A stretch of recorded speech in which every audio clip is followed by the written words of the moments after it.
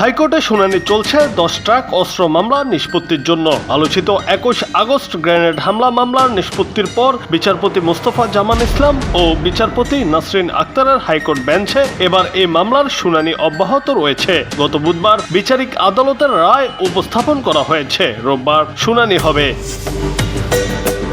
2014 সালের 30 জানুয়ারি 10 ট্রাক অস্ত্র আটক সংক্রান্ত দুইটি মামলার মধ্যে চোরাচালান মামলায় সাবেক শিল্পমন্ত্রী ও জামাতের আমির মতিউর রহমান নিজামী, সাবেক স্বরাষ্ট্র প্রতিমন্ত্রী লুৎফুজ্জামান বাবর এবং ভারতের বিচ্ছিন্নতাবাদী সংগঠন উলপার সামরিক কমান্ডার পরেশ বড়ুয়া সহ 14 আসামিকে মৃত্যুদণ্ড দেন চট্টগ্রামের স্পেশাল ট্রাইব্যুনাল 1-এর বিচারক SM মজিবুর রহমানের আদালত। এদের মধ্যে নিজামীর ফাঁসির দণ্ড কার্যকর হয়।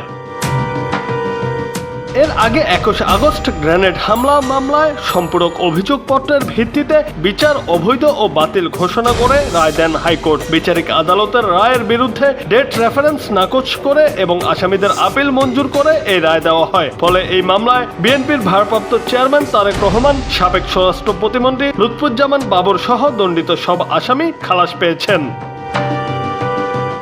21 আগস্ট গ্রেনেড হামলা মামলায় রায়ের পর এবার 10 ট্রাক অস্ত্র মামলাও নিষ্পত্তি হতে যাচ্ছে। জুনায়েদ আহমেদ, বাংলা টিভি।